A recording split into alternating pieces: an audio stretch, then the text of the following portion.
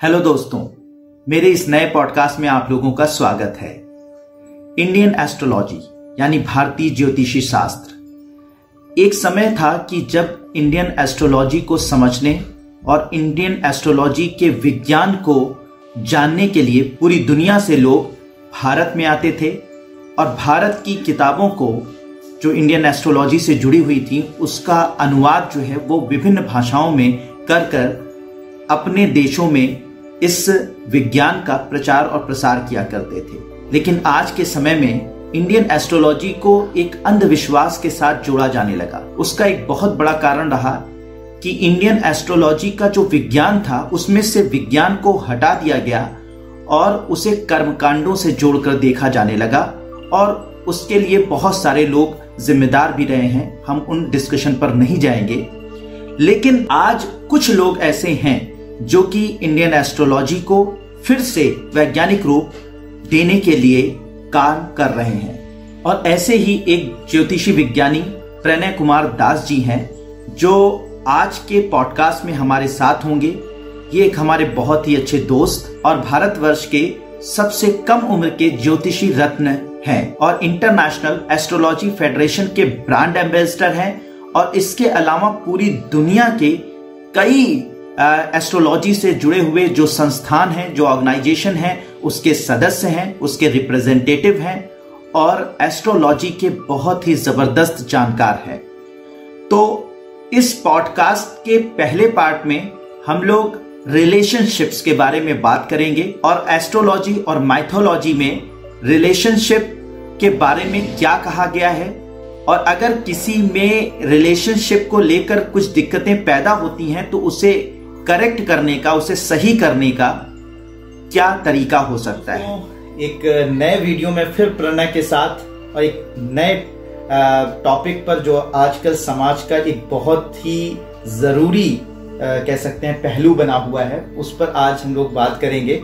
सनातन धर्म और आयुर्वेद जो है ना सर, वो आखिरी तक साथ नहीं छोड़ता। सांस निकल गया तब तक पीछे रहते हैं। रामायण में अगर देखेंगे लक्ष्मण जी मूर्छित हो गए, खत्म हो गए, फिर भी जड़ी बूटी लाके रिवाइव हुआ। तो वैसे ही मैरिज जो है, शादी, सबसे पहले शादी का जो हमारा सुप्रीम कोर्ट है या जो भी दूसरी है उसको एग्रीमेंट मानता है। It is a agreement, legal agreement है, वो एक टाई अप है। लव बहुत अलग चीज है ना, वो तो भगवान में ही होता है, इंसान तो उसके आसपास भी नहीं है। राधा और कृष्ण को ही प्यार हुआ, माता पार्वती और महादेव को ही हो सकता है, आम इंसान उससे बहुत दूर है। आते हैं मैरिज पे।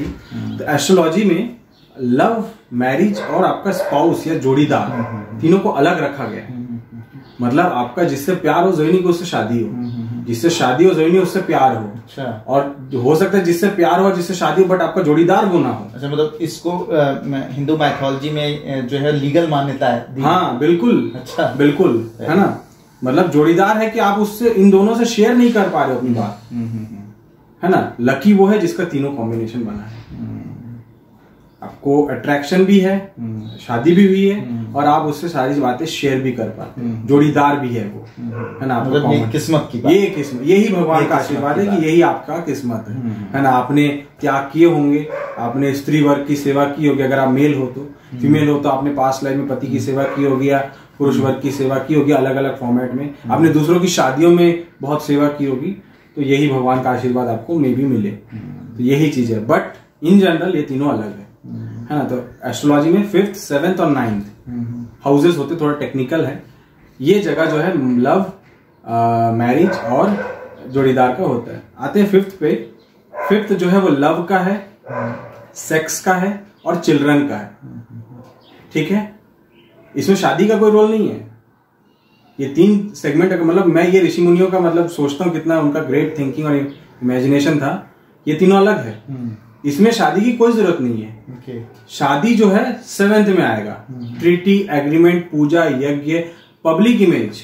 आप किसके साथ समाज में जा रहे हो, इंट्रो करा रहे हो कि ये मेरी अर्धांगिनी है। अर्धांगिनी आपका आधा अंग है, आपका आधा संपत्ति है ना, आपका आधा भार, भारिया भी कहते हैं, आप उसका भार आप लिए, ये सब उसमें हो जाता है। जोड़ीदार जो है साइलेंट है, वो स्पिरिचुअल है ना। वो जब सब कुछ खत्म हो जाएगा, जब आप एक बुजुर्ग को देखते नहीं, एक ओल्ड एज हस्बैंड वाइफ जो बैठ के जो गुटरू को करते रहते, वो है जोड़ीदार वाला। अच्छा, ठीक है ना, कि वो एक्चुअल प्यार है। तो पहले 5 नंबर आया, फिर से आप पहले आप एक्चुअल में आपका पहले सेक्स लव ये सब हो गया, फिर आप एक पब्लिक इमेज में आए, आखिरी में 9 नंबर में जब आओगे तब आपको जोड़ीदार वाला वो फील आएगा। ओके, अब मतलब आप 5, 7 और फिर 9 में शिफ्ट कर। 9 इज मतलब कि उसमें कुछ किसी चीज की जरूरत नहीं है, एक दूसरे के साथ में बैठे हुए हैं। मैं ऐसे बहुत सारे कपल्स को जानता हूँ, उनके ना बच्चे हैं, शादी भी उनका नॉमिनल है ना, लेकिन वो दोनों आपस में मस्त है, उनको किसी चीज से कोई मतलब नहीं। तो ये क्या, मुझे ये बताइए, मैं बड़ा इंटरेस्ट ले रहा हूँ, बड़ी अच्छी चीज आपने बताई। तो ये बताइए कि ये तो आप अपने एक फ्रेंड के साथ भी बैठते हैं और बहुत ही ज्यादा मतलब अनएक्सपेक्टेड जो है वो आपको बहुत अच्छी फील होती है, रिलैक्स होकर बैठे हुए हैं वहां पे, तो मतलब वहां पे भी 9 का रोल आता है। बिल्कुल। और शादी यहाँ पे जरूरी नहीं कि 2 लड़के और लड़की के बीच में, आजकल तो गे कपल्स भी शादी कर रहे हैं, लेस्बियन भी शादी कर रहे हैं, है ना, फीमेल मेल, तो ये कॉन्सेप्ट उसमें है ही नहीं। और इसका भी माइथोलॉजी में है। अगर आप गे या लेस्बियन वाले टॉपिक को पहली बार सुन रहे, नहीं, इसका भी माइथोलॉजी में, अगर इसका थोड़ा नजरिया बदले तो भगवान शिव जो है और भगवान नारायण, इनका बच्चा है जो है सबरीमाला में अयप्पा। ओके, है ना, भगवान शिव और भगवान विष्णु ये सब चीजें तो पता ही नहीं होती हैं। भगवान विष्णु ने नहीं, देखिए यही होता है कि आज के वक्त में हम लोग माइथोलॉजी को कितना मतलब रूढ़िवादिता की तरफ ले जाते हैं। सनातन धर्म बस सर एक्सेप्टेंस, कुछ भी नया थॉट कुछ भी हो सकता है, आप एक्सेप्ट करो, है ना। आप बोल रहे हो हाथी का पूंछ है, मैं हाथी का सूर पकड़ रहा हूँ, दोनों हाथी है, पूरा कोई नहीं जानता। बिल्कुल सही, है ना, तो वही आपको एक्सेप्ट करना है। तो एक राक्षसी थी, महिषी करके, महिषासुर की बहन थी, उसने ब्रह्मदेव से वरदान मांगा था कि मुझे विष्णु और महादेव का ही अंश मार पाएगा। अब ये तो जनरली पॉसिबल नहीं है। वो बोले कि हम त्रिदेव हैं, हम कुछ भी कर सकते हैं। तो भगवान विष्णु ने अपना जो है जेंडर कन्वर्ट किया, उन्होंने मोहिनी रूप लिया। और भगवान शिव, इसलिए हरिहर जो रूप है ना, हरि मतलब नारायण, हर मतलब हरिहर पुत्र जो है वही है अप्पा, साउथ इंडियन लैंग्वेज के आई मतलब भगवान विष्णु, अप्पा मतलब ये। इसलिए वहां पे जो है उनका मेल फीमेल वाला जो है कॉन्सेप्ट, इसलिए फीमेल्स का एंट्री ये वो कुछ रिस्ट्रिक्शंस रहते हैं। ये तो आ गया माइथोलॉजी पे। दूसरा आते हैं कि प्रॉब्लम्स, है ना। प्रॉब्लम्स अगर है तो ये है, तो कुंडली देखती पता चल जाता है तुरंत कि क्या दिक्कत है। कि अगर जैसे मैंने 5th नंबर का यूज किया था, अगर वहां पे मार्स है तो वो सेक्सुअली एग्रेसिव होगा। अब बात है कि जोड़ीदार है या नहीं है, वो सेक्सुअली एग्रेसिव है, लेकिन इसके बाद वो जरूरी नहीं कि पार्टनर हो। हाँ, मतलब मोहब्बत के साथ या प्रेम के साथ उसका थोड़ा सा सेक्सुअल लाइफ एग्रेसिव होगा। मे बी लड़की उसको गलत नजर से सोच ले, है। कभी कभार यही रिवर्स होता है, तो लड़का उसको बहुत बदतमीज सोच लेगा, तो ये मैटर हो जाता है। दूसरा एक इंपॉर्टेंट टॉपिक होता है, जब कुंडली मिलान होती है तब आता है वहां योनि। योनि का सिंपल मतलब ही है कि सेक्सुअल ऑर्गन या सेक्स क्या है, तो उसको ऋषि मुनि ने एनिमल्स के फॉर्म में दिया है। अब मैं यहाँ पे 2 ये का लूंगा, 2 नक्षत्र का बात लूंगा, रोहिणी नक्षत्र और उत्तराषाढ़ा नक्षत्र। ये थोड़ा टेक्निकल है। रोहिणी नक्षत्र, रोहिणी का जो एनिमल है वो है सांप, और उत्तराषाढ़ा का जो एनिमल है वो है मंगूज, नेवला। कैसे जोड़ी बन सकता है एक दूसरे को, तो वो हमेशा लड़ाई करेंगे। अच्छा, जब दोनों की शादी होगी, दोनों की अगर शादी हो गई, मैं 101% श्योर हूं वो डिवोर्स होगा। मेरे पास रिसर्च में एग्जांपल भी है, एंजेलिना जोली, है, ब्रैड पिट, अच्छे लोग हैं, लेकिन साथ में नहीं रह पाएंगे, उनको हमेशा वो लड़ाई वाला आएगा फील। इसलिए उनके मूवीज में भी देखिएगा, मिस्टर स्मिथ वगैरह में लड़ाई वड़ाई करते करते अचानक से कुछ हो गया, ठीक है, तो यही है, वो लड़ेंगे, है ना। तो ये एग्जांपल हो गया। तो नेवला और सांप ये नहीं हो सकता। अब जैसे मान लीजिए कि किसी की योनि हाथी है और किसी का घोड़ा है, जैसे अश्वनी और रेवती, है ना। रेवती लास्ट नक्षत्र होता है 27, अश्वनी फर्स्ट, तो वो लास्ट है, मतलब एक तरफ से देखा जाए लास्ट है, अश्वनी फर्स्ट है, मतलब वो तेज है। आप देखना बहुत वक्त कपल्स ड्राइव करते रहते हैं, वाइफ हमेशा बोलेगी कितना धीरे चलाते हैं, कितना धीरे चलाते हैं, ये मजा ही नहीं आ रहा है ऐसे। उनका अश्विनी होगा, इनका हाथी, ये स्लो रहेंगे, ठीक है ना। तो ये चीजें उसमें कॉम्बिनेशन होता है, तो वो नहीं आएगा। उनका हॉर्स एनर्जी, इनका एलिफेंट एनर्जी, है ना, तो वो डिपेंड नहीं करेगा। जैसे किसी का बुल हो गया, जैसे एग्जांपल लेते हैं किसी का पुनर्वासु नक्षत्र और मघा नक्षत्र।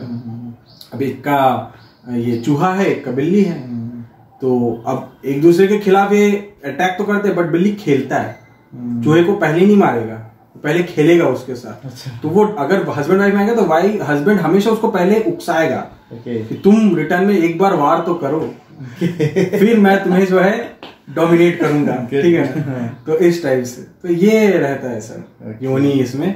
और फिर कंपैटिबिलिटी देखा जाता है, तारा देखते हैं कि लक कितना होगा। इसलिए शादी का किसी का बहुत अच्छा बूस्टअप भी हो जाता है, किसी का डिग्रेड भी हो जाता है। एक सवाल सर आपने और कहा था कि हमारे पेरेंट्स तो बहुत अच्छा, कुंडली नहीं है तो मिलान क्या होगा, है ना। तो सर एक एस्ट्रोलॉजी का नियम होता है देश काल समय। तो हमारा सोसाइटी भी हमें बहुत सारी चीजों को ये करता है, हम किस कंट्री में है, किस राज्य में है ना, किस सिटी में है, किस गांव में है, उसकी भी एक बनती है एनर्जी। तो उसके हिसाब से भी देखना होगा। तो आज बगल वाला अगर आपकी वाइफ या हस्बैंड बगल में देख लिया कुछ अच्छा, तो बोलेगा हमारे घर में ये चीज क्यों नहीं हो रहा। तो आप कंपैरिजन स्टार्ट कर दिए ना। पहले के टाइम पे सवाल ही नहीं था, सबके झोपड़े थे, वो भी दुखी है, आप भी दुखी हो, दुख दुख में और दोस्ती बढ़ गई।